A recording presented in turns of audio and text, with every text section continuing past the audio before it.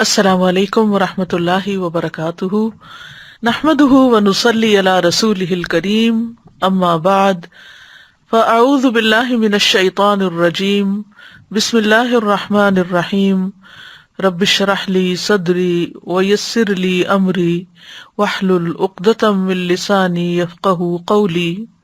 فخلف من بعدهم خلف أضاعوا الصلاة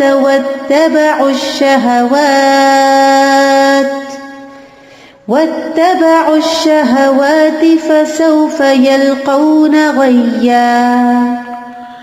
پھر ان کے بعد ایسے نالائق جانشین ان کی جگہ آئے جنہوں نے نماز کو ضائع کر دیا اور خواہشات کے پیچھے لگ گئے، تو وہ عنقریب گمراہی کو ملیں گے۔ اللہ سبحانہ تعالیٰ نے ہمیں اپنی عبادت کے لیے پیدا کیا ہے۔ سورۃ الذاریات میں آتا ہے وَمَا خَلَقْتُ الْجِنَّ وَالْإِنسَ إِلَّا لِيَعْبُدُونَ، میں نے جن و انس کو محض اس لیے پیدا کیا کہ وہ میری عبادت کریں۔ سورۃ البقرہ میں تمام انسانیت کو مخاطب کرتے ہوئے اللہ سبحانہ تعالیٰ فرماتے ہیں یا ایھا الناس اعبدوا ربکم الذی خلقکم والذین من قبلکم لعلکم تتقون، اے لوگو اپنے رب کی عبادت کرو جس نے تمہیں پیدا کیا اور ان کو بھی جو تم سے پہلے تھے، تاکہ تم بچ جاؤ۔ عبادت کا معنی ہوتا ہے انتہائی خضوع اور عاجزی اختیار کرنا۔ اس عاجزی کی بہترین مثال اور بہترین عبادت نماز ہے۔ نماز عبادت کی اعلیٰ ترین شکل ہے، یہ ایک فرض عبادت ہے۔ نماز ہمیں دنیا میں برائیوں سے بچاتی ہے اور آخرت میں جہنم کی آگ سے۔ نماز ہماری غلطیوں اور کوتاہیوں کا کفارہ بھی کرتی ہے، اسی لیے قرآن مجید میں اور سنت رسول صلی اللہ علیہ وسلم میں اس کی بہت تاکید آئی ہے۔ اس کو ادا کرنے والے کامیاب اور اس سے گریز کرنے والوں کا برا انجام اس آیت میں بتایا گیا ہے، جس کا آج ہم مطالعہ کریں گے۔ فَخَلَفَ مِن بَعْدِهِمْ خَلْفٌ أَضَاعُوا الصَّلَاةَ وَاتَّبَعُوا الشَّهَوَاتِ فَسَوْفَ يَلْقَوْنَ غَيًّا۔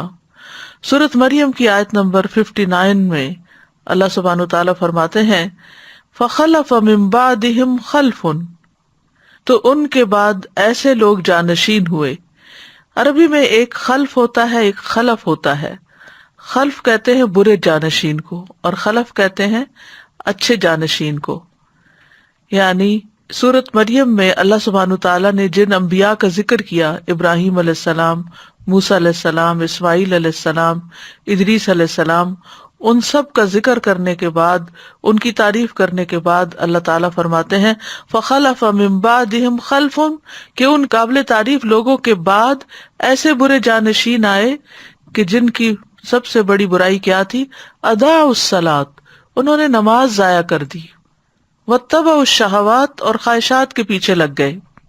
یعنی ان کے آباء و اجداد نیک تھے لیکن ان کی اولادوں نے نمازیں چھوڑ دی، یا پھر ان نمازوں کے ارکان و واجبات چھوڑ دیے، یا یہ کہ انہیں اپنے وقت سے تاخیر کے ساتھ پڑھا اور ایسے کام کیے کہ جس سے نماز کا پڑھنا اور نہ پڑھنا ایک ہی ہو گیا۔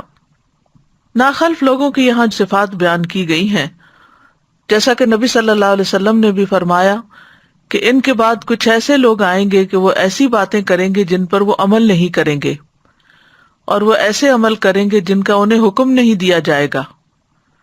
تو جو اپنے ہاتھ سے جہاد کرے وہ مومن ہے، جو اپنی زبان سے جہاد کرے تو وہ مومن ہے، جو اپنے دل سے جہاد کرے تو وہ مومن ہے، اور اگر یہ بھی نہ ہو تو خشخاش کے دانے برابر بھی ایمان نہیں رہتا۔ یعنی ایسے لوگوں کو سمجھانا چاہیے زبان سے بھی اور ہاتھ سے بھی، یعنی جیسے اپنے بچے ہیں اور وہ چھوٹے ہیں، ابھی 10 سال کے بعد بھی اگر نماز نہیں پڑھتے تو جیسے کہ حدیث میں آتا ہے کہ ان کو مار بھی سکتے ہیں، تاکہ وہ اگر پیار محبت سے اور سمجھانے سے، واعظ نصیحت سے نہیں سمجھتے تو سختی سے سمجھے، حتیٰ کہ نماز ان کی عادت ہو جائے اور پھر اس کے بعد زندگی میں وہ اس پر چلتے رہیں۔ تو بات یہ ہو رہی ہے کہ ان چنے ہوئے لوگوں، انعام یافتہ لوگوں کے بعد آنے والے برے اور شریر لوگوں کا فسق و فجور کیا ہے، کیا صفت ہے، کیا دلیل ہے کہ اضاعوا الصلاۃ، انہوں نے نماز کو ضائع کر دیا، نماز کو چھوڑ دیا، یا یہ کہ شریعت کے مطابق اسے ادا نہیں کیا، اس میں سستی دکھائی، اس میں اہمال کیا، یعنی اسے نگلیکٹ کر دیا یا اس سے منع کر دیا۔ یہ لوگ اللہ سے ڈرنے والے لوگ نہیں تھے۔ مجاہد کہتے ہیں کہ اس سے مراد اس امت کے وہ لوگ ہیں جو راستوں میں جانوروں اور گدھوں کی طرح ایک دوسرے پر سوار ہوتے ہیں، نہ تو وہ آسمان میں اللہ سے ڈرتے ہیں اور نہ زمین میں لوگوں سے شرم کرتے ہیں، یعنی انہوں نے بے حیائی اور برائی کے طریقے اپنا لیے اور جس کام کے لیے انہیں پیدا کیا گیا تھا اس کام کو انہوں نے چھوڑ دیا۔ ابو سعید خدری کہتے ہیں کہ میں نے رسول اللہ صلی اللہ علیہ وسلم کو فرماتے ہوئے سنا، 60 سال کے بعد نااہل لوگ پیدا ہوں گے، یعنی نبی صلی اللہ علیہ وسلم کے جانے کے 60 سال بعد، جو نماز کو ضائع کر دیں گے اور خواہشات کی پیروی کریں گے اور جہنم کے گڑھے میں جا پڑیں گے۔ ان کے بعد ایسے لوگ جانشین ہوں گے جو قرآن تو پڑھیں گے لیکن وہ ان کے حلق سے نیچے نہیں اترے گا، یعنی صرف تجوید اور قرات کے ماہر ہوں گے لیکن قرآن ان کے دلوں پر اثر نہیں کرے گا اور نہ ہی ان کے عمل میں آئے گا۔ اور قرآن کی قرات 3 طرح کے لوگ کرتے ہیں، نمبر 1 مومن، نمبر 2 منافق اور نمبر 3 فاجر۔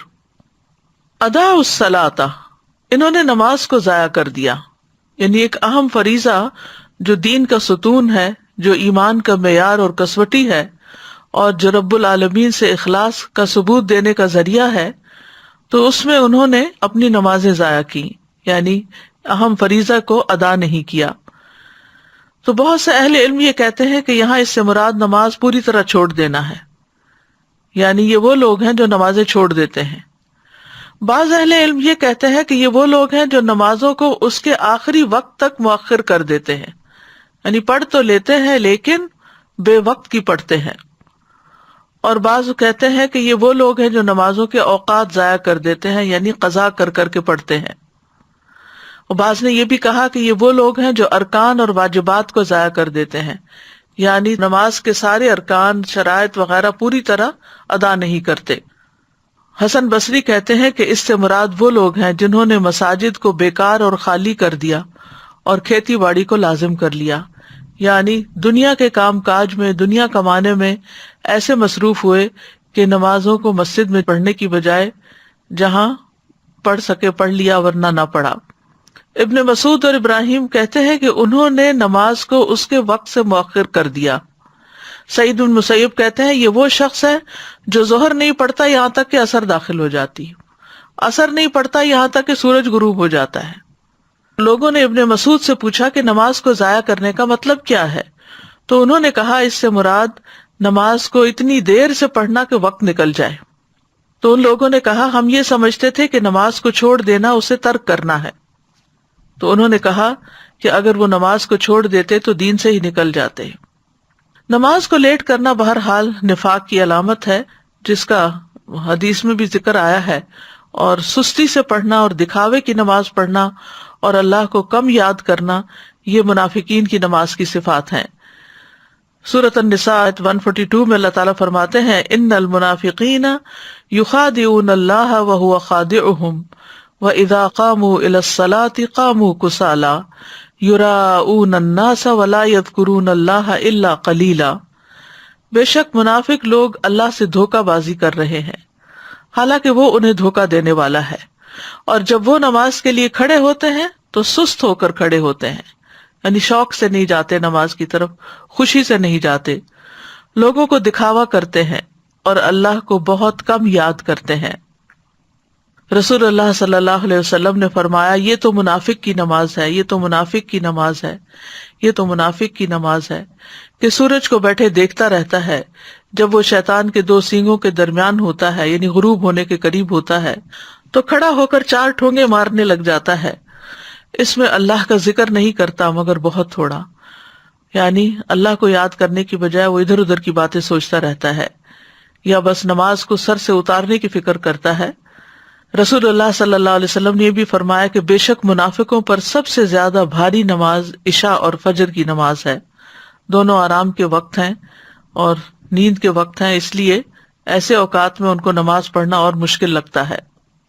سعید بن مسیب کہتے ہیں کہ وہ لوگ حی علی الصلاۃ حی علی الفلاح کے الفاظ سنتے ہیں، تندرست اور صحیح سالم ہونے کے باوجود نماز پڑھنے نہیں جاتے، استغفر اللہ، یعنی آذان کی آواز آتی ہے اس کے باوجود بھی وہ اس سے غفلت برتتے ہیں۔ ایک معنی یہ بھی کیا گیا ہے کہ یہ عمدگی سے نماز نہیں پڑھتے۔ ابو ہریرہ رضی اللہ عنہ کہتے ہیں کہ ایک دن آپ صلی اللہ علیہ وسلم نے ہمیں نماز پڑھائی، پھر مڑے اور فرمایا، اے فلاں، تم نے اپنی نماز اچھی طرح کیوں نہیں ادا کی؟ کیا نمازی کو دکھائی نہیں دیتا جب وہ نماز پڑھتا ہے کہ اس نے کس طرح نماز ادا کی؟ حالانکہ وہ اپنے ہی لیے نماز ادا کرتا ہے، تو پھر چاہیے کہ اچھے سے اچھے طریقے سے ادا کرے۔ اسی طرح ایک معنی یہ بھی ہے کہ جلدی جلدی نماز پڑھنا، بس سر سے اتارنے کی کوشش کرنا۔ حذیفہ رضی اللہ عنہ کہتے ہیں، انہوں نے ایک آدمی کو نماز پڑھتے ہوئے دیکھا، اس نے نماز میں کمی کی، یعنی تیز تیز پڑھ رہا تھا، صحیح طرح رکوع اور سجود ادا نہیں کر رہا تھا۔ حذیفہ نے اس سے کہا، تم کتنے عرصے سے ایسی نماز ادا کر رہے ہو؟ اس نے کہا 40 سال سے۔ تو انہوں نے کہا کہ تم نے 40 سال سے کوئی نماز نہیں پڑھی، اگر تم ایسی ہی نماز پڑھتے مر جاتے تو تم محمد صلی اللہ علیہ وسلم کی ملت کے علاوہ ہی مرو گے۔ پھر کہا، بے شک ایک آدمی ہلکی نماز پڑھنے کے باوجود اسے مکمل اور اچھے طریقے سے ادا کر سکتا ہے۔ تو اصل مقصود کیا ہے کہ نماز کا پھر حق ادا کیا جائے، اطمینان سے نماز کے ارکان کو ادا کیا جائے۔ ابو ہریرہ کہتے ہیں کہ رسول اللہ صلی اللہ علیہ وسلم ایک مرتبہ مسجد تشریف لے گئے، اسی وقت ایک شخص آیا اور اس نے نماز پڑھی۔ اس کے بعد نبی صلی اللہ علیہ وسلم کو سلام کیا، آپ نے سلام کا جواب دیا اور فرمایا کہ واپس جاؤ، نماز پڑھو، کیونکہ تم نے نماز نہیں پڑھی۔ وہ لوٹ گیا، اس نے ویسے ہی نماز دوبارہ پڑھ دی جیسے پہلے پڑھی تھی۔ پھر آیا اور نبی صلی اللہ علیہ وسلم کو سلام کیا، آپ نے فرمایا واپس جاؤ، نماز پڑھو، کیونکہ تم نے نماز نہیں پڑھی۔ اس طرح 3 مرتبہ ہوا۔ پھر اس نے کہا، اس ذات کی قسم جس نے آپ کو حق کے ساتھ بھیجا ہے، میں اس سے بہتر نماز ادا نہیں کر سکتا، لہٰذا آپ مجھے سکھا دیجیے۔ آپ نے فرمایا، جب تم نماز کے لیے کھڑے ہو تو تکبیر کہو، اس کے بعد جتنا قرآن تمہیں یاد ہو اس کو پڑھو، یعنی سورۃ فاتحہ کے بعد، پھر رکوع کرو یہاں تک کہ اطمینان سے رکوع کرو، پھر سر اٹھاؤ یہاں تک کہ سیدھے کھڑے ہو جاؤ، پھر سجدہ کرو یہاں تک کہ اطمینان سے سجدہ کرو، پھر سر اٹھاؤ یہاں تک کہ اطمینان سے بیٹھ جاؤ، اور اپنی پوری نماز میں اسی طرح کرو۔ یعنی ہر رکن اس طرح ادا کرنا چاہیے کہ اس کے بعد انسان اپنی جگہ پر ٹھہر جائے سکون سے، اور پھر دوبارہ اگلا رکن ادا کرے۔ پھر اسی طرح رکوع اور سجود میں اگر کمر سیدھی نہ کی جائے اور بس تھوڑا سا جھکا کے سر اٹھا لیا جائے تو آپ نے فرمایا وہ نماز کافی نہ ہوگی جس میں آدمی اپنی پشت کو رکوع اور سجود میں سیدھا نہ رکھے۔ امام شافعی، امام احمد اور اسحاق کہتے ہیں، جو اپنے رکوع اور سجدے میں اپنی پشت سیدھی نہیں رکھتا، یعنی اسٹریٹ نہیں ہوتی، اس کی نماز فاسد ہو جاتی ہے۔ ابن قیم رحمۃ اللہ علیہ کہتے ہیں کہ نماز میں یہ 6 صفات منافقوں کی علامت ہے۔ نماز کی طرف جاتے وقت سستی کا مظاہرہ کرنا، نماز ادا کرتے ہوئے لوگوں کے لیے دکھاوا کرنا، اس کی ادائیگی میں تاخیر کرنا، جلدی جلدی ٹھونگے مارنا، اس میں اللہ کا ذکر کم کرنا، اور با جماعت نماز سے پیچھے رہنا۔ تو خلاصہ یہ ہے کہ جو شخص وضو مکمل کرنے اور رکوع اور سجود کو مکمل کرنے کی حفاظت نہ کرے وہ نماز کی حفاظت کرنے والا نہیں ہوتا، اور جو نماز کی حفاظت نہیں کرتا گویا وہ اسے ضائع کر دیتا ہے، اور جو نماز کو ضائع کر دیتا ہے تو وہ باقی شریعت کے تمام احکامات کو بھی زیادہ ضائع کرنے والا ہوتا ہے۔ اور جو شخص نماز کی حفاظت کرتا ہے اللہ اس کے دین کی حفاظت کرتا ہے، اور جو نماز نہیں پڑھتا اس کا تو کوئی دین ہی نہیں ہوتا۔ ایسے لوگوں کی دوسری صفت کیا بتائی گئی؟ واتبعوا الشہوات، کہ وہ خواہشات کے پیچھے لگ گئے، یعنی گناہوں میں پڑ گئے، شراب نوشی میں پڑ گئے، اپنے نفسوں پر شہوت کو ترجیح دی اللہ کی اطاعت کے مقابلے میں، منکرات میں آگے بڑھ گئے۔ نماز کو ضائع کرنے کا بھی سب سے اہم سبب یہی ہے کہ انسان اپنی خواہشات کی تکمیل میں اپنا وقت استعمال کر دیتا ہے، اور جب نماز کا وقت آتا ہے تو یا وہ تھک چکا ہوتا ہے یا پھر اس کا دل بدل چکا ہوتا ہے اور نماز پڑھنے میں اس کا دل ہی نہیں لگتا۔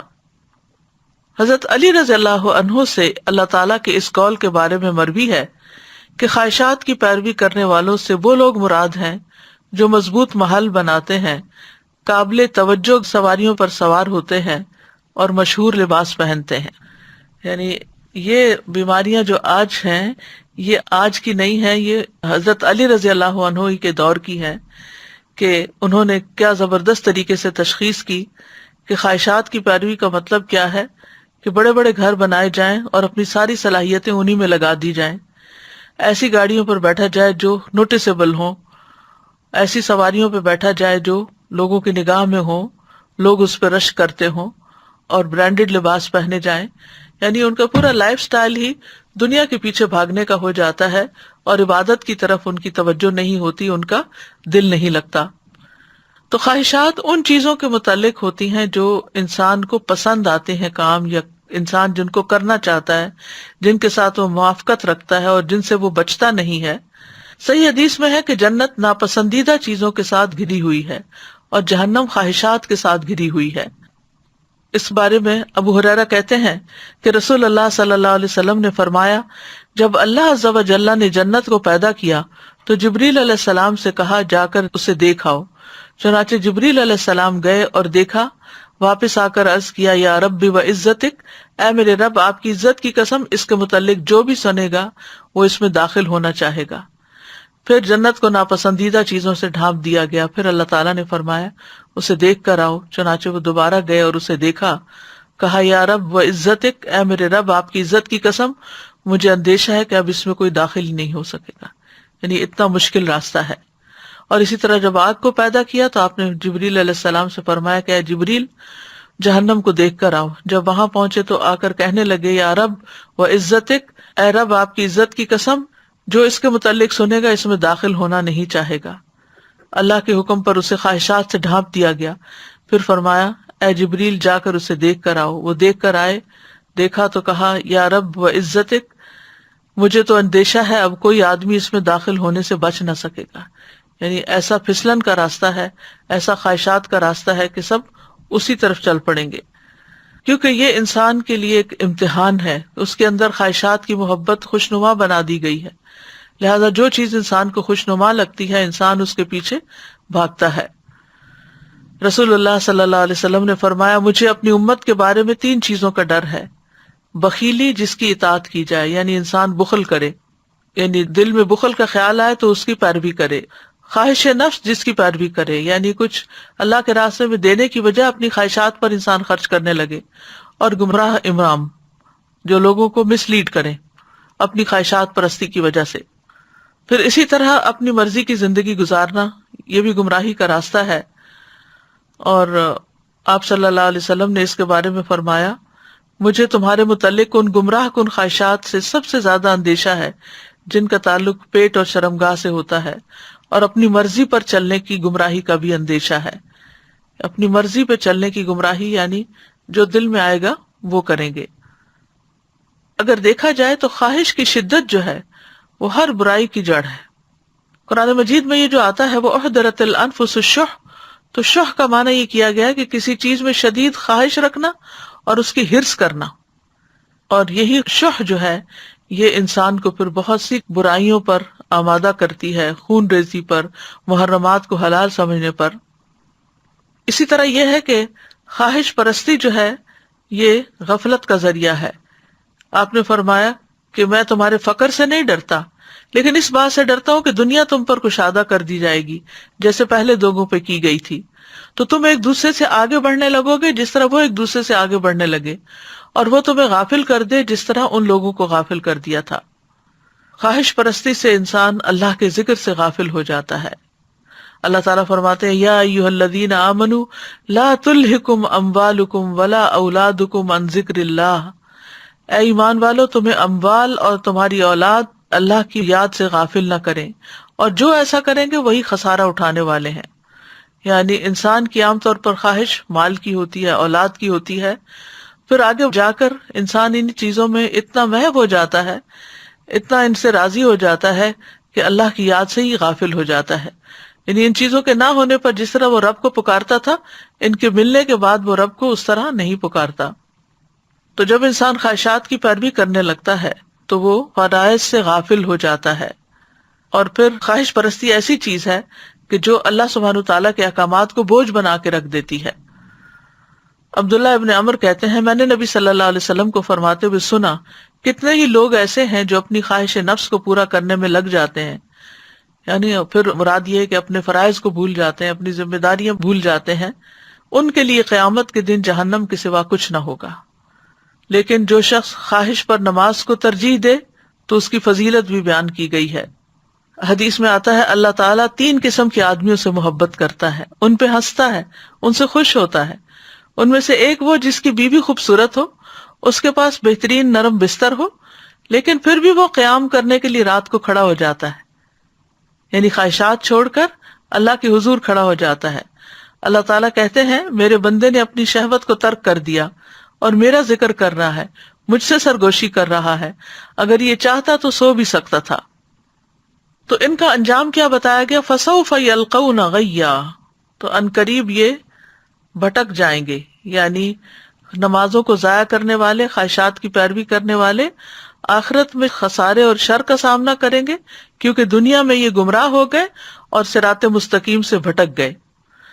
غیہ کی تفسیر کرتے ہوئے بعض اہل علم کہتے ہیں کہ یہ جہنم کی وادی ہے، اور اس بارے میں جو آثار ہیں وہ یہ ابن جریر نے یہی موقف اختیار کیا کہ غی جہنم کی ایک وادی ہے۔ عربی زبان میں غی کا لفظ جو ہے رشد کے مقابلے میں آتا ہے، بھلائی کے مقابلے میں۔ لا اکراہ فی الدین قد تبین الرشد من الغی، دین میں کوئی زبردستی نہیں، بلا شبہ ہدایت گمراہی سے صاف واضح ہو چکی ہے۔ شر اور گمراہی کو بھی غی کہا جاتا ہے، شر اور گمراہی کے لیے بھی لفظ غی استعمال ہوتا ہے۔ تو جو شخص گمراہ ہوتا ہے وہ بھلائی پر نہیں ہوتا، اور جو بھلائی کا رستہ چھوڑ دیتا ہے تو پھر یہ چیز اس کو عذاب تک پہنچا دیتی ہے۔ اسی لیے بعض اہل علم نے غی سے مراد صرف بھٹکنا نہیں لیا، بلکہ بھٹکنے کا جو انجام ہے جہنم کی صورت میں وہ بھی مراد لیا ہے۔ وہب کہتے ہیں کہ نہر فی جہنم بعید قعرہ خبیث طعمہ، کہ یہ جہنم میں ایک نہر ہے کہ جو بہت ہی گہرائی والی ہے اور اس کا کھانا انتہائی خبیث ہے۔ ابن عباس کہتے ہیں الغی واد فی جہنم، کہ غی جہنم کی وادیاں ہیں۔ ابن عباس کا قول ہے یہ کہ ان کی گرمی سے پناہ مانگنی چاہیے، جو کہ زنا پہ اصرار کرنے والے، عادی شراب پینے والے، سود کھانے والے اور اس سے باز نہ آنے والے، اور والدین کی نافرمانی کرنے والے اور جھوٹی گواہی دینے والوں کے لیے ہیں۔ عطا کہتے ہیں الغی سے مراد وادن فی جہنم یسیل قیحا و دمن، یہ جہنم کی ایسی وادی ہے کہ جس میں پیپ اور خون بہتا ہے۔ کعب کہتے ہیں ہوا وادن فی جہنم ابعدھا قعرا وشد حرا، کہ یہ جہنم ایسی وادی ہے کہ جو بہت دور گہری ہے اور بہت سخت گرم ہے۔ ابن مسعود کہتے ہیں کہ جہنم کی ایک وادی ہے جس کی گہرائی بہت لمبی ہے اور اس کی خوراک بہت بری ہے۔ تو اس آیت سے ہمیں خاص طور پر نماز کی اہمیت کا پتہ چلتا ہے، کیونکہ انسان اللہ کی عبادت کے لیے پیدا کیا گیا، اس مقصد کے لیے پیدا کیا گیا، لہٰذا جب تک یہ مقصد پورا نہیں کرتا اس کا چھٹکارا نہیں ہو سکتا۔ کائنات کی تمام مخلوقات جو ہیں وہ اللہ سبحانہ تعالیٰ کی تسبیح کرتی ہیں، اس کی نماز پڑھتی ہیں۔ سورۃ نور میں آتا ہے الم تر ان اللہ یسبح لہ من فی السماوات والارض والطیر صافات کل قد علم صلاتہ وتسبیحہ واللہ علیم بما یفعلون، کیا تم دیکھتے نہیں کہ آسمانوں اور زمین میں جو کچھ ہے اور فضا میں پر پھیلائے ہوئے پرندے بھی، یہ سب اللہ کی تسبیح کر رہے ہیں۔ ہر مخلوق کو اپنی نماز اور تسبیح کا طریقہ معلوم ہے، گویا ساری مخلوق پر ہے یہ نماز، ہر ایک کا طریقہ الگ ہے، وہ ان کو خود پتا ہے کہ کیا کرنا ہے، اور جو کچھ وہ کرتے ہیں اللہ سب کچھ جانتا ہے۔ ساری مخلوق اللہ کے آگے سجدہ ریز ہے۔ وَلِلَّهِ يَسْجُدُ مَن فِي السَّمَاوَاتِ وَالْأَرْضِ، آسمان و زمین میں جتنی بھی چیزیں ہیں خوشی اور ناخوشی سے اللہ کو سجدہ کر رہی ہیں۔ تمام انبیاء کی طرف نماز کی وحی کی گئی۔ وَجَعَلْنَاهُمْ أَئِمَّةً يَهْدُونَ بِأَمْرِنَا وَأَوْحَيْنَا إِلَيْهِمْ فِعْلَ الْخَيْرَاتِ وَإِقَامَ الصَّلَاةِ وَإِيتَاءَ الزَّكَاةِ وَكَانُوا لَنَا عَابِدِينَ، اور ہم نے انہیں ایسے پیشوا بنایا جو ہمارے حکم کے ساتھ رہنمائی کرتے تھے، اور ہم نے ان کی طرف نیکیاں کرنے اور نماز قائم کرنے اور زکوٰۃ ادا کرنے کی وحی بھیجی، اور وہ صرف ہماری عبادت کرنے والے تھے۔ تو اس سے کیا پتہ چلتا ہے کہ تمام انبیاء کو یہ حکم دیا گیا۔ اللہ سبحانہ وتعالیٰ اپنے سارے بندوں کو اس کا حکم دیتے ہیں، قُل لِعِبَادِيَ الَّذِينَ آمَنُوا يُقِيمُوا الصَّلَاةَ، میرے بندوں سے جو ایمان لائے ہیں ان سے کہہ دیجئے کہ وہ نماز قائم کریں، اور پھر نمازوں کی حفاظت کا حکم بھی دیا گیا۔ سچے ایمان والوں کی صفت یہ بتائی گئی، الذین یقیمون الصلاۃ ومما رزقناہم ینفقون اولئک ھم المؤمنون حقا، وہ لوگ جو نماز قائم کرتے ہیں اور اس میں سے جو ہم نے انہیں دیا وہ خرچ کرتے ہیں، یہی لوگ سچے مومن ہیں۔ یعنی ان کی سچائی ان دو چیزوں سے ثابت ہوتی ہے، ایمان تو لے آئے اور اس کے بعد یقیمون الصلاۃ اور پھر ومما رزقناہم ینفقون۔ اللہ سبحانہ تعالیٰ نے بندوں پر 5 نمازیں فرض کی ہیں۔ نماز اسلام کا دوسرا بڑا رکن ہے، اسلام کا ستون بھی ہے۔ اس دین کی بنیاد اسلام ہے، تو جو اسلام لایا وہ سلامت رہا، اور اس کا ستون نماز ہے۔ تو نماز جو ہے وہ الصلاۃ عماد الدین، یعنی دین کی بنیاد ہے، ستون ہے، اور اگر کسی عمارت سے ستون ہے اس کا نکال لیا جائے تو عمارت قائم نہیں رہتی۔ نماز چھوڑنے کو کفر قرار دیا گیا۔ بہقی کہتے ہیں کہ ایمان کے بعد عبادات میں سے نماز کے علاوہ کوئی ایسی عبادت نہیں جس کو اللہ نے ایمان کا نام دیا ہو، اور رسول اللہ صلی اللہ علیہ وسلم نے جس کے چھوڑنے کو کفر قرار دیا ہو۔ نماز اعمال میں سب سے بہترین عمل ہے۔ رسول اللہ صلی اللہ علیہ وسلم نے فرمایا، ثابت قدم رہو اور تم ہرگز اس کی مکمل اطاعت نہیں رکھ سکو گے، اور جان لو تمہارا سب سے بہترین عمل نماز ہے، اور وضو کی محافظت وہی کرتا ہے جو مومن ہو۔ تو اس سے یہ پتہ چلتا ہے کہ جب تک انسان اپنی نمازیں پوری نہیں کرتا اس کے باقی اعمال بھی اس طرح قبول نہیں ہوتے، اور سب سے ٹاپ پر نماز ہی ہے۔ اور یہ ایسا فریضہ ہے جو کسی حال میں بھی ساکت نہیں ہوتا۔ کھڑے ہو کر نماز نہیں پڑھ سکتے تو بیٹھ کے پڑھ لیں، بیٹھ کر نہیں پڑھ سکتے تو پہلو کے بل لیٹ کر پڑھ لیں، لیکن نماز جیسے بھی حالات ہوں چھوڑی نہیں جا سکتی، یہاں تک کہ میدان جنگ میں بھی جب دشمن سے مقابلہ ہو تو نماز ادا کرنی چاہیے۔ اللہ سبحانہ تعالیٰ روزانہ 2 بار فرشتوں سے بندوں کی نماز کی خبر لیتے ہیں، عصر کے وقت اور فجر کے وقت، جب فرشتے تبدیل ہو کر جاتے ہیں اور وہ نمازوں میں ہی آ کر بندوں سے ملتے ہیں۔ اور ہر نماز کے وقت ایک اعلان ہوتا ہے۔ عبداللہ بن مسعود کہتے ہیں کہ رسول اللہ صلی اللہ علیہ وسلم نے فرمایا، جب ہر نماز کا وقت شروع ہوتا ہے تو ایک منادی کرنے والے کو بھیجا جاتا ہے، وہ کہتا ہے، آدم کے بیٹو اٹھو اور اس آگ کو بجھاؤ جو تم نے اپنے نفسوں کے لیے جلائی ہے۔ تو وہ کھڑے ہوتے ہیں اور وضو کرتے ہیں تو ان کی آنکھوں سے ان کے گناہ جھڑ جاتے ہیں۔ جب وہ نماز پڑھتے ہیں تو سابقہ نماز کے درمیانی وقفے میں ہونے والے گناہ بخش دیے جاتے ہیں، یعنی پچھلی نماز اور موجودہ نماز کے بیچ میں جو غلطیاں ہوئی ان کو معاف کر دیا جاتا ہے۔ اور یہی معاملہ پھر عصر کے وقت ہوتا ہے، اور جب مغرب ہوتی ہے تو یہی معاملہ پیش آتا ہے، جب عشاء کا وقت ہوتا ہے تو اسی طرح ہوتا ہے، جب لوگ سوتے ہیں تو وہ بخشے ہوئے ہوتے ہیں۔ پھر آپ نے فرمایا، لوگ بھلائی کی حالت میں رات گزارتے ہیں اور بعض لوگ شر کی حالت میں لتھڑ کر یا شر میں لتھڑ کر یعنی گندے کام کرتے ہوئے رات گزارتے ہیں۔ نماز کی اتنی اہمیت ہے کہ نبی صلی اللہ علیہ وسلم نے سخت بیماری میں بھی نماز کی فکر کی تھی۔ عبید اللہ بن عبداللہ سے روایت ہے، وہ کہتے ہیں کہ ایک مرتبہ میں عائشہ رضی اللہ عنہا کی خدمت میں حاضر ہوا اور میں نے عرض کیا کہ آپ مجھے رسول اللہ صلی اللہ علیہ وسلم کے مرض الوفات کے بارے میں کچھ بتائیں گی؟ انہوں نے کہا، کیوں نہیں۔ رسول اللہ صلی اللہ علیہ وسلم کی طبیعت جب بجھل ہوئی تو آپ نے پوچھا، کیا لوگ نماز پڑھ چکے ہیں؟ ہم نے کہا، نہیں یا رسول اللہ، وہ آپ کا انتظار کر رہے ہیں۔ آپ نے فرمایا، میرے لیے ایک ٹب میں پانی رکھو۔ ہم نے ایسا ہی کیا۔ آپ نے غسل کیا اور جانے کے لیے کھڑے ہونے ہی لگے تھے کہ آپ پہ بے ہوشی طاری ہو گئی۔ جب افاقہ ہوا پھر یہی سوال پوچھا، کیا لوگ نماز پڑھ چکے ہیں؟ ہم نے کہا، نہیں یا رسول اللہ، وہ آپ کا انتظار کر رہے ہیں۔ آپ نے فرمایا، میرے لیے ٹب میں پانی رکھو۔ آپ نہا کر جانے کے لیے کھڑے ہی ہونے لگے تھے کہ آپ پہ بے ہوشی طاری ہو گئی۔ حضرت عائشہ کہتی ہیں کہ لوگ نماز عشاء کے لیے مسجد میں بیٹھے آپ کا انتظار کر رہے تھے، تو آپ نے ابو بکر کے پاس یہ پیغام بھیجا کہ آپ لوگوں کو نماز پڑھا دیں۔ چنانچہ ان دنوں میں ابو بکر لوگوں کو نماز پڑھاتے رہے۔ ایک دن حضور صلی اللہ علیہ وسلم کو اپنے مرض میں کچھ تخفیف محسوس ہوئی تو آپ ظہر کی نماز کے وقت 2 آدمیوں کے درمیان نکلے، جن میں سے ایک عباس تھے۔ ابو بکر نے جب آپ کو دیکھا تو پیچھے ہٹنے لگے۔ آپ نے انہیں اشارہ کیا کہ پیچھے نہ ہٹیں، اور اپنے ساتھ آنے والے ساتھیوں کو حکم دیا تو انہوں نے آپ صلی اللہ علیہ وسلم کو ابو بکر کے پہلو میں بٹھا دیا۔ ابو بکر کھڑے ہو کر نماز پڑھتے رہے اور رسول اللہ صلی اللہ علیہ وسلم بیٹھ کر نماز پڑھنے لگے۔ تو اس سے آپ اندازہ لگائیں کہ نبی صلی اللہ علیہ وسلم پر کتنی تکلیف تھی، کیسی شدت تھی، لیکن پھر بھی آپ اپنے اس فریضے کو نہیں بھولے، حالانکہ بیمار کے لیے تو بہت سی رخصتیں ہیں۔ حضرت علی کہتے ہیں کہ رسول اللہ صلی اللہ علیہ وسلم کا آخری کلام تھا الصلاۃ الصلاۃ اتقوا اللہ فیما ملکت ایمانکم، نماز کی حفاظت کرو، نماز کی حفاظت کرو، اور اپنے غلاموں کے بارے میں اللہ سے ڈرو۔ نبی صلی اللہ علیہ وسلم کی آخری وصیت بھی تھی۔ نبی صلی اللہ علیہ وسلم نے یہ بھی بتایا تھا کہ ایک وقت آئے گا کہ نماز کا نام و نشان بھی مٹ جائے گا۔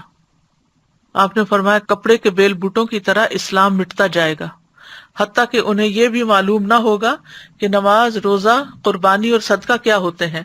ایک رات میں اللہ عز و جل کی کتاب کو مٹا دیا جائے گا اور زمین میں ایک آیت بھی باقی نہ رہے گی۔ لوگوں کے مختلف گروہوں میں سے کچھ بوڑھے مرد اور عورتیں رہ جائیں گی، وہ کہیں گے ہم نے اپنے آباء و اجداد کو یہ کلمہ لا الہ الا اللہ کہتے سنا تھا اور اب ہم بھی کہہ رہے ہیں، یعنی اس کے علاوہ نماز، قرآن سے بالکل لا علم اور غافل ہوں گے۔ قبر میں جا کر ہوئی بندے کی حسرت کیا ہوگی۔ نبی صلی اللہ علیہ وسلم ایک قبر کے پاس سے گزرے، حال ہی میں اس میت کو دفن کیا گیا تھا، تو آپ نے فرمایا 2 رکعتیں ہلکی سی ہوتی ہیں اور تم لوگ انہیں حقیر اور زائد سمجھتے ہو، لیکن وہ 2 رکعتیں اگر یہ صاحب قبر اپنے عمل میں زیادہ کر لیتا تو اس کی نظر میں تمہاری تمام باقی دنیا سے بھی اسے زیادہ محبوب ہوتی۔ لیکن ہم کتنے آرام سے نفل چھوڑ دیتے ہیں، نفل کیا سنت چھوڑ دیتے ہیں، ہمارے بندے بس فرض پڑھ کے کھڑے ہو جاتے ہیں۔ تو ہمیں اپنی نمازوں کا حساب لینا چاہیے، خود اپنا تجزیہ کرنا چاہیے کہ ہم کیا نماز کو ادا کرنے والے ہیں یا نماز کو ضائع کرنے والے ہیں۔ اور ضائع کرنے میں تاخیر سے پڑھنا بھی مراد ہے، تو وقت پر نماز پڑھنی چاہیے، کیونکہ قرآن مجید میں آتا ہے ان الصلاۃ کانت علی المؤمنین کتابا موقوتا، بے شک نماز ایمان والوں پر ہمیشہ سے ایسا فریضہ ہے جس کا وقت مقرر کیا ہوا ہے۔ عبداللہ بن مسعود کہتے ہیں میں نے نبی صلی اللہ علیہ وسلم سے عرض کیا اللہ کو کون سا عمل زیادہ پسند ہے؟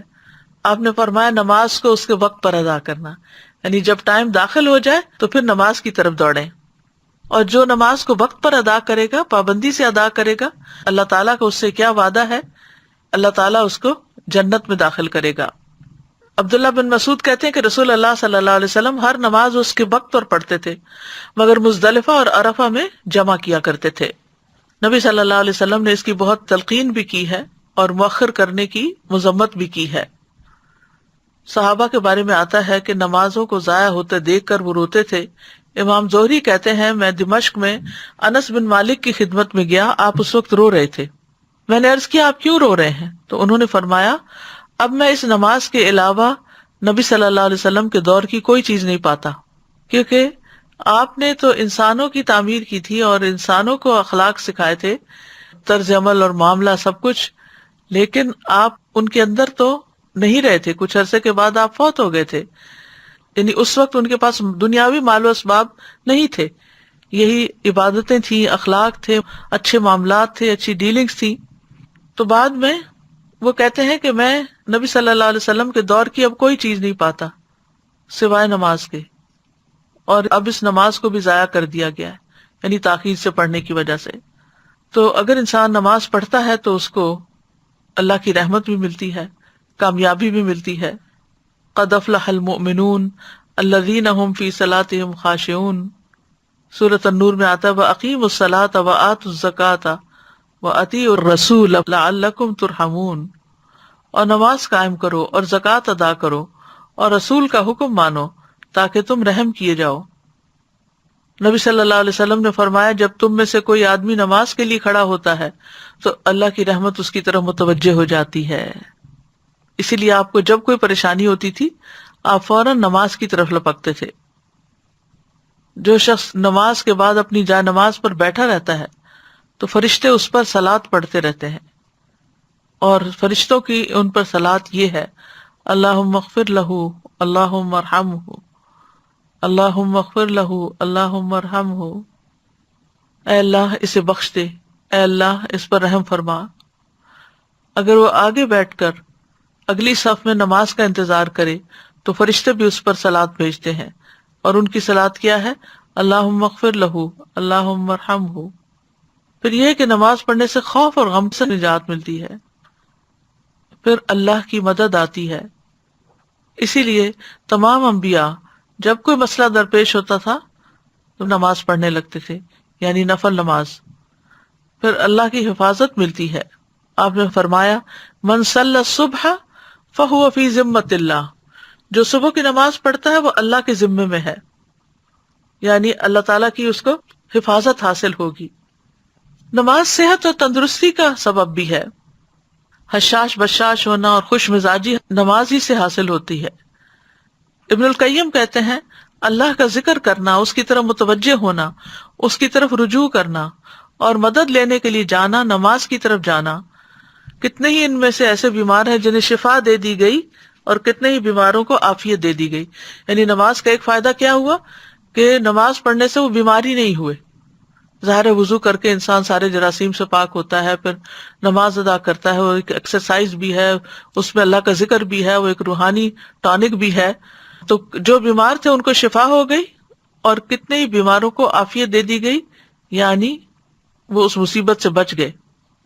پھر اسی طرح گناہ مٹتے ہیں، وَأَقِمِ الصَّلَاةَ طَرَفَيِ النَّهَارِ وَزُلَفًا مِّنَ اللَّيْلِ إِنَّ الْحَسَنَاتِ يُذْهِبْنَ السَّيِّئَاتِ ذَلِكَ ذِكْرَىٰ لِلذَّاكِرِينَ، اور دن کے ان دونوں سروں پر اور کچھ رات گزرنے پر نماز قائم کرو، بلا شبہ نیکیاں برائیوں کو دور کر دیتی ہیں۔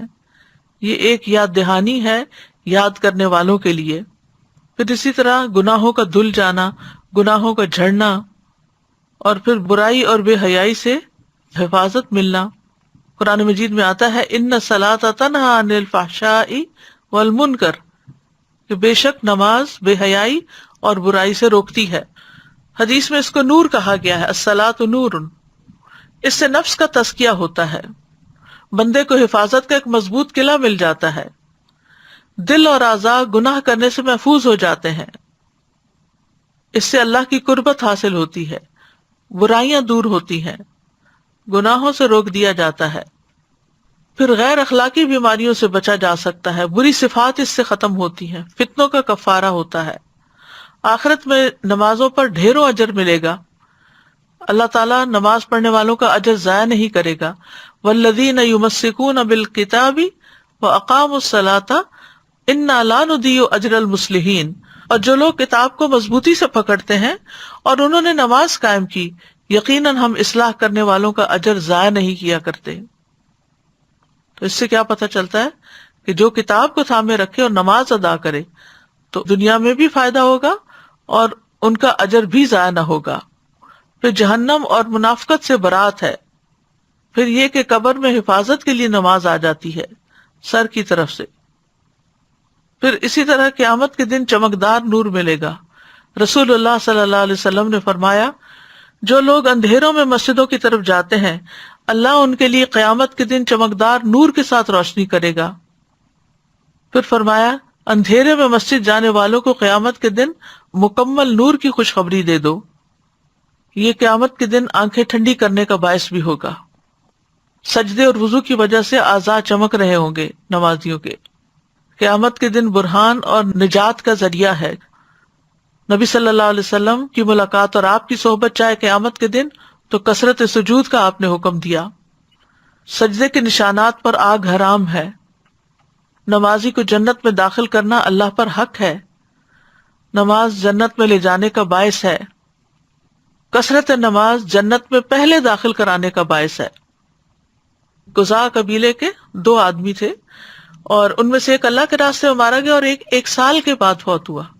تو جو سال کے بعد فوت ہوا، طلحہ کہتے ہیں وہ مجھے خواب میں آیا کہ جنت کا دروازہ کھولا گیا اور بعد میں فوت ہونے والا شہید ہونے والے سے پہلے جنت میں داخل ہوا۔ اس پہ مجھے بڑا تعجب ہوا۔ جب صبح ہوئی تو میں نے اس خواب کا ذکر نبی صلی اللہ علیہ وسلم سے کیا۔ آپ نے فرمایا کیا اس نے 1 سال بعد تک رمضان کے روزے نہیں رکھے، اس کے بعد 6000 رکعت اور یہ سنت کی رکعت نہیں پڑھی؟ یعنی جتنی زیادہ نمازیں اس کی ہوئی اتنے ہی اس کے درجے بلند ہوئے، کیونکہ ہر سجدے کے ساتھ ایک درجہ بلند ہوتا ہے۔ قرآن مجید میں اللہ تعالیٰ نے نماز کو ایمان بھی کہا ہے۔ نماز ایمان کا ترازو ہے، جس کے دل میں رائی برابر بھی ایمان ہو نماز نہیں چھوڑ سکتا۔ نماز بندے اور رب کے درمیان ایک تعلق کی علامت ہے اور یہ تعلق نمازوں کے ساتھ مضبوط ہوتا چلا جاتا ہے۔ نماز دل اور زبان کے ذکر کو جمع کرنے کا ذریعہ ہے۔ نماز کے ذریعے بندہ اپنے رب سے ایک درست تعلق قائم کر لیتا ہے۔ نماز کا چھوڑنا ایمان سے محرومی ہے۔ بدترین گناہ ہے. اللہ تعالیٰ کی حفاظت سے بندہ باہر آ جاتا ہے. اعمال کی بربادی کا باعث ہے، دلوں کی سختی اور غفلت کا باعث ہے. ایک نماز بھی قضا کرنا بہت بڑے خسارے کا باعث ہے. بے نمازی کے لیے موت کی سختیاں بھی ہیں. نماز چھوڑنا اہل جہنم کی صفت ہے. جب ان سے پوچھا جائے گا ما سلککم فی سقر قالوا لم نک من المصلین، جنت والے جہنم والوں سے پوچھیں گے تمہیں کیا چیز دوزخ میں لے گئی؟ وہ کہیں گے ہم نماز نہیں پڑھتے تھے. ہمیں دعا بھی کرنی چاہیے اپنے لیے بھی اور اپنی اولاد کے لیے بھی کہ ہم نمازوں پر قائم رہیں. رب اجعلنی مقیم الصلاۃ ومن ذریتی ربنا وتقبل دعا. اور خواہشات سے بچنے کے لیے بھی دعا ہے، اللہم انی اعوذ بک من منکرات الاخلاق والاعمال والاہواء. اے اللہ میں تجھ سے برے اخلاق، برے اعمال اور بری خواہشات سے پناہ مانگتا ہوں. تو کرنے کے کام کیا ہیں کہ نمازوں کی فکر کریں، وقت پر ادا کریں، زیادہ سے زیادہ سجدے کریں، یعنی سنت نفل کا بھی اہتمام کریں، فرائض اور نوافل دونوں ہی عمدگی سے ادا کریں، نماز کو اللہ کا فریضہ سمجھ کر ادا کریں اور 5 نمازوں کی حفاظت کریں. دنیا کے کاموں کی وجہ سے نمازوں سے غافل نہ ہوں. جیسے ہی نماز کا وقت آئے کام چھوڑ کر نماز پڑھنے لگیں. گھر والوں کو بھی نماز کا حکم دیتے رہیں. بچوں کو بھی سب سے پہلے اسلام کا یہی حکم سکھائیں اور اس کے بارے میں اس طرح ایکسپلین کریں کہ وہ ساری زندگی نماز نہ چھوڑ سکیں. اللہ تعالیٰ سے دعا ہے کہ اللہ تعالیٰ ہمیں نمازوں کی حفاظت کرنے کی توفیق عطا فرمائے. وآخر دعوانا ان الحمد للہ رب العالمین. سبحانک اللہم وبحمدک اشہد ان لا الہ الا انت استغفرک واتوب الیک. السلام علیکم ورحمۃ اللہ وبرکاتہ.